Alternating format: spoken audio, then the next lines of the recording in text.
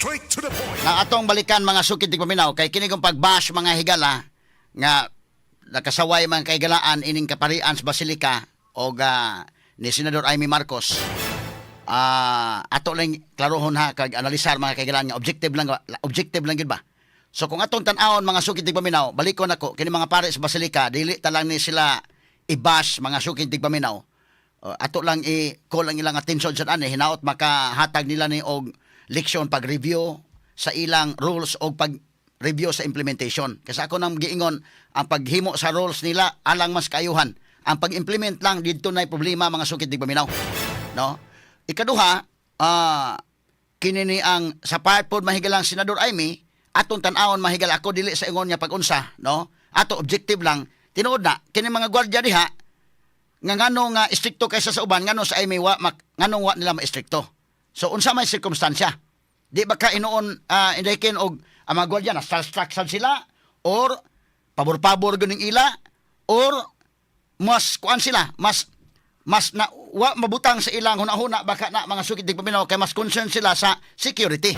Kay akong tan-aw gud ini mga sukid tigpaminaw. Kini mga staff sa ni Amy wa pud makasulti niya. Nga mao ni mga rules. Kini gawin ani nga mo bisita nga mga VIP. Kini ni ang doon na sila mga close in security. No, sama ng Vice President Sara Duterte. Bisan pa og dili walay publicity to, wa makahibaw media adto. Nakahibaw na lang ta tungod sa mga tao nga didto mga kigalaan. In fact katong adlaw nga naa si Sara Duterte didto ming buyki ana ako ug si Aida. Kay na may gilakaw ni hapit na sa migsimba dito. Wa may kahibaw nga na si Sara dito sa sulod, dili mi sa gawas.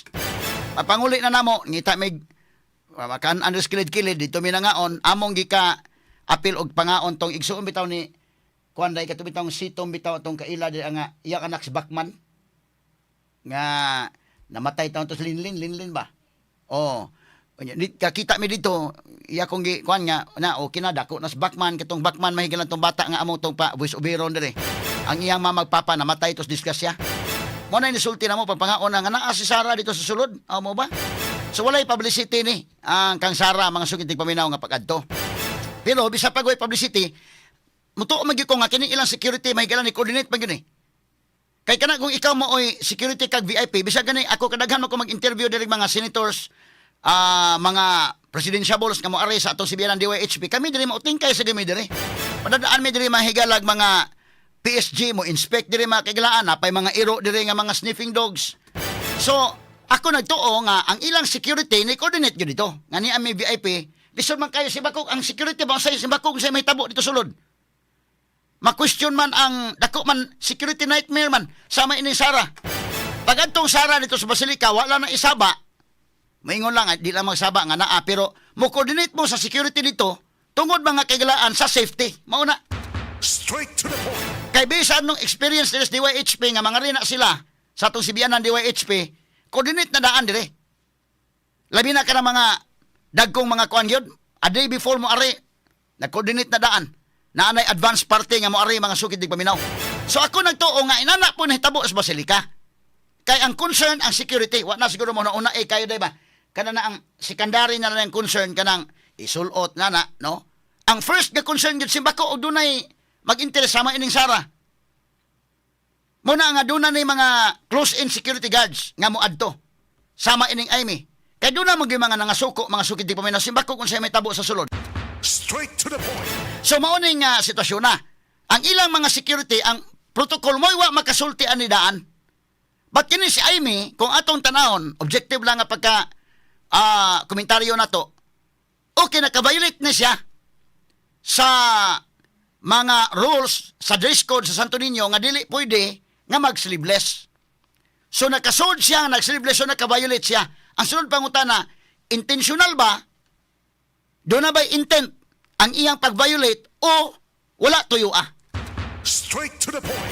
Kaya ang kasuko sa tao o ang punishment panalitan, bisag mo ari ka mahigala sa revised penal code, kinahanglan man nga ang offense committed by a person, kung imong tagaan o penalty must be commensurate to the offense committed.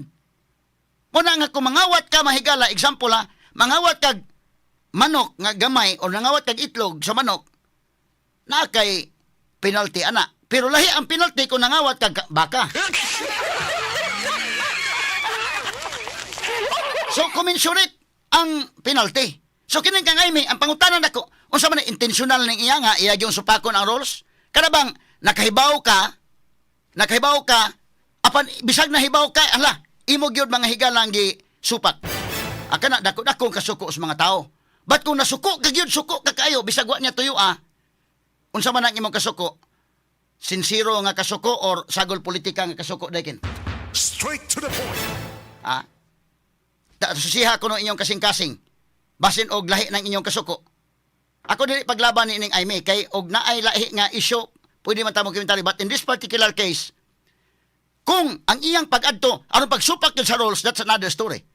But dili ka kining iya mahigalawa niya ni tuyua, kay kini sa Aimee mahigala mahilig man ni mag-sleeveless.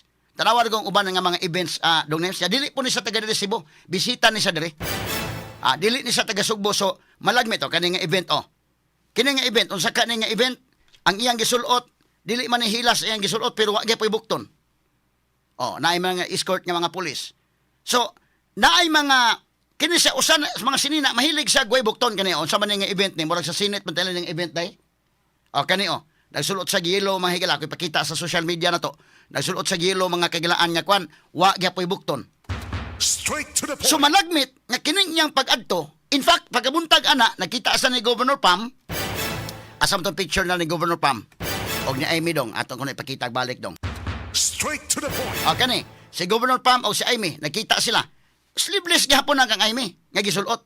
Mao bitaw ingon si Pam nga kana na ang mangayo siya og iyang gidipinsahan sa Aimee, ingon sa ako po ni sayop nga wa po nako sa masulti kay nakaminsyon man sa Aimee nga moadtog Basilica, wa po niya masulti nga di pwede ang sleeveless.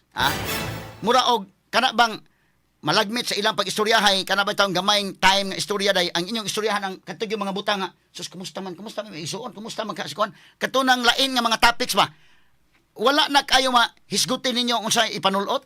Straight to the point. So mo kini nga, pag adto ni Aimee, dito sa Basilica, naka-sleeveless siya, malagmit nga wa niya tuyo akini, nga pag adto mga sukiti paminaw, wa po siya sitaha sa mga gwardiya. Straight to the So point. tuwa dito mahigala ang problema. Ingon man sa iya mga staff. Pero insofar as Aimee is concerned, kay mura ba ang kasuko mahigala, pati magiging ang sukua, tingali og ato si iman-imanan gamay, kay duha lagi na sa kong nag-ingon, nakahibaw ka, nga imog yung gisupak, or wa kakahibaw, unintentional, kana nga na-violate nimo ang rules. Lahi mga higala ang penalty ana. Straight to Sa the tuba point. kung nasuko ta, lahi ang kasuko, kung gituyo giniya nga supakon ang rules o wa niya tuyo Lain akong example sa revised penal code, bisa pang mag-drive kag sakyanan, naka imong auto nag-drive kag sakyanan, dunay usa ka tawo din nasuko ka imong gibanggaan, gituyo nimo aron mamatay siya, that's murder. Murder na. Pero kung wa nimo tuyo gyud, careful kay ka, pero saon ta man nga nilabang sa kalit nga wa ka kakita gani, ug naligsa nimo, dili man na murder. Reckless man lang na nga kaso. So dako kay diferensya. Dako kay diferensya. So kining kang Aimee mga kaigalaan, gituyo ba niya ni? Kamo una-unaan niyo maayo na. Gituyo niya ni nga ako yung supako ning sa Basilica, or wala niya ni tuyo Doon na sa ilaing mga lakaw nga gusto lang siya mohapit sa Basilica. Unya maoy iyang naandan nga mag-sleeveless siya. Straight to the point. So that's number 1. Number 2, mahimo ba mahigalang mapasaylo ka sa Aimee ni ini? Nangayo man siya pasaylo. Ni ang mga higalay post ni Governor Pam og iyang gi-share ang post og mao ni ang iyang giingon sa iyang post atong basahon dong names. Mao ni ang post ni Aimee Marcos mga sukid tig paminaw. Straight to the Kani, point. pwede ning ma-zoom in. Okay. Matod pa ni Aimee Marcos mahigala. Salamat Gobernadora Pam.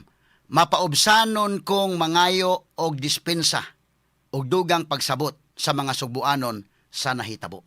Straight to the point. So, niining puntuha mga kaigalaan, duha ka butang nga makaingon ta kung doon na mo'y kasuko na Aimee, inyo na, ako dili sa ingon niya paglaban mga sugiti paminaw, but objective nga pagkomentaryo na to, angay bang mapasaylo si Aimee ani? Tubag angay. Ano, number 1, dili mahigala intentional nga iyang pagsulod dito pag-violate sa rules. Number 2, nangayo na sa pasaylo. O mismo ang Biblia mismo mga higala ingon ang Isaias 1:18, bisan pagani unsa ka dagtong pulas imong sala kung ikaw manghayog pasaylo. pasayloon ka. Straight to the point. Kini, duha ka punto. Una, mga kaigalaan, si Amy, dili intentional niyang pag-adto nga mo-violate sa rules. O dunay nasayop anak kining mga guard dito nga medyo wa sila mahigala kapalag or naunsa ba ka ng ilang pag-implementar? Mura ba ang target ba og nasuko kami ang target sa imong wala maigo. So kung igoon mo mga kaigalaan si Amy mo imong igoon medyo dili kayo mahigala ko ano ato kini objective lang ha. Number 1, dili intentional wa niya tuyua nga musupak sa balaod sa basilika. Number 2, nangayo na sa pasaylo. So kining pagpangayo niya pasaylo sa usa ka minor nga offense, sa usa ka minor kayo nga na violate mga higala, igo na nga malukmay ang kasing-kasing kung tinuod kang debuto ni Senyor Santo Niño. Straight to the point. Ngano man, Senyor Santo Niño mismo maoy dunay teaching anak dakin. Unsa may giingon Senyor Santo Niño? Kinsa man si Senyor Santo Niño kung debuto kang Senyor Santo Niño? Si Senyor Santo Niño, with due respect, sa ato may igsoon nga nasa intinuuhan, si Senyor Santo Niño mauni ang atong Ginoong Hesukristo. Mauni ang pagkabata niya. Kay kanang word nga Santo Niño, Spanish words na, Santo, Spanish word meaning in English, holy. Balaan sa Bisaya. Niño meaning child. Bata sa Bisaya. Manamitag balaang bata. So kinsa maning balaang bata, mauni si Hesukristo. Si Hesukristo mahigala si Jesus Christ ang iyang advocacy ang paghatag og pagpangay pasaylo. In fact, sa diha mahigalang nagdupa sa krus. Sa dihang siya mahigala gilansang sa krus. Unang pulong kana sa City Palabras mga sugid tig paminaw. Unang pulong kana. Ha? Muna nga kung tinuod kang debuto ni Senyor Santo Niño from the bottom of your hearts, imo nang hunahunaon. Kada bang objective lang ba? Di imo yung kiwasan pag mo suko gi kay kang Amy. Pwede yung sukuan nimo tungod sa siblis. Pangutana, unsa man na dako ginang saa labaw pa nas flood control? Kinatuloy agi kataw-katawa ha? Unya iya ginang saa nga malagmit bisita raman sa Cebu. Unya kanang klasiha sa sininaan mahigalang sleeveless iya manang style, mahilig man siya ana. Posible kaha nga tigtuyo ko niya pag-violate or wa. So kung wala niya tuyo that's another story. Wa niya tuyo nga ma-violate niya ng maong rules. Labaw tanan nangay sa sorry. Kanang pagpangayo ni pasaylo usa kana kabuta nga makaingon ta kung tinuod ka nga debuto ni Senyor Santo Niño gikan sa kinaladman sa kasing-kasing makapasaylo ka nga naman si Santo Niño mismo nga mao ang atong Ginoong Hesukristo sa dihang nagbitay sa cross unang pulong kana unang pulong na ngayang gibuhian sa City Palabras may galangan ni ingon siya sa San Lucas 23 San Lucas 23:34 mga sukid di paminaw. Pater ignoce ilis non inimsion quid passion. Sabi ni, in English pa, forgive them, Father. Dupa sa cross. Father, forgive them, for they do not know what they are doing.